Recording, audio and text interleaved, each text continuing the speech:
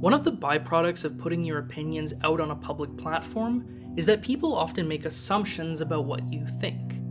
Case in point, when I made a video critiquing the Release the Snyder Cut movement, I got a ton of comments telling me that I just hated Zack Snyder. But that isn't really true at all. My social circles tend to know that I'm a card-carrying defender of Man of Steel, and I've mostly enjoyed his other movies too. Dawn of the Dead is pretty decent as far as horror remakes go. 300 is a really stylish action movie with an interesting take on myth-making. Watchmen is, well, quite frankly, Watchmen's a mess, but an interesting one that in its best moments borders on brilliance. And this might shock people, but I really like Batman v Superman. It certainly plays pretty fast and loose as an adaptation of the comics, but taken on its own terms, I think it's kind of a brilliant movie. Snyder's boldest choice was reimagining Batman and Superman not as superheroes, but as LA cops in the early 1950s. Nonetheless, this is clearly Clark Kent and Bruce Wayne. One is a by-the-book dork, almost insufferable in his earnest belief in justice. The other is a darker, brooding figure who dispenses his justice with a much more violent edge.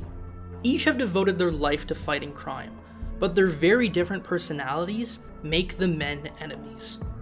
Clark hates Bruce for how violent he is, inflicting horrible trauma on criminals that Clark feels crosses a line. How's it gonna look in your report? It'll look like justice. That's what the man got.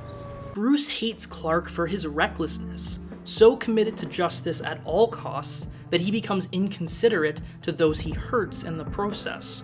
Justice has to be served. Of course I'll testify. Snyder spends much of the movie sowing the seeds to the eventual implosion between the two, withholding the fight as we eagerly await when the two will finally come to blows. You're supposed to stay away from a man when his blood is up. His blood's always up. Then perhaps you should stay away from him altogether. It isn't until Lex Luthor, in this film reinterpreted as a corrupt police captain rather than a corrupt businessman, pulls the strings that we finally get the titular fight. The character has been manipulating both men throughout the story, until, finally, he can use Bruce's hatred to have Clark eliminated. Wait. And so, the men come to blows, and it's glorious. After almost 2 hours of teasing us and stoking the flames of conflict, Snyder finally indulges in a brutal fight scene that satisfies an audience's bloodlust. But then...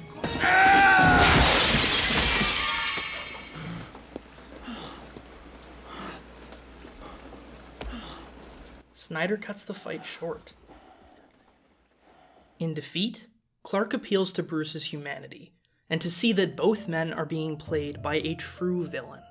Rather than beat each other to death, Bruce and Clark form an alliance to bring down Luthor's corruption. And they're not just a great team, they're a perfect team. It's not just that each has a particular piece of the puzzle, but their skill sets effortlessly complement each other. They don't even need to speak, instinctively knowing through looks and gestures exactly what the other is thinking. For as different as Bruce and Clark may be, they aren't destined to be enemies, but partners.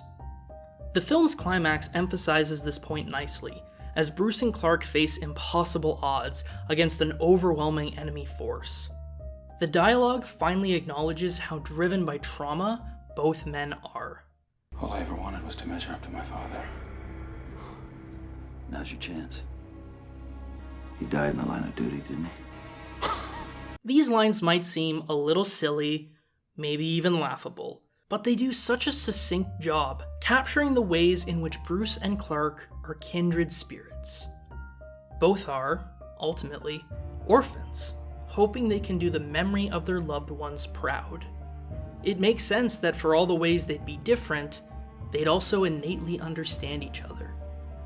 By film's end, the pair are successful in taking down Luthor, and while not exactly ready to become best friends, it's clear just how much Bruce and Clark have come to respect one another. And I just love how Snyder hoodwinks his audience. We spend most of the movie waiting for Bruce and Clark to beat the shit out of each other, but then we leave overjoyed at the common ground the men could find. It's beautiful. Most critics don't seem to agree with me. Perhaps there was a resistance to the liberties Snyder took with the material, but I think Batman v Superman is an exemplar of what comic book movies can be.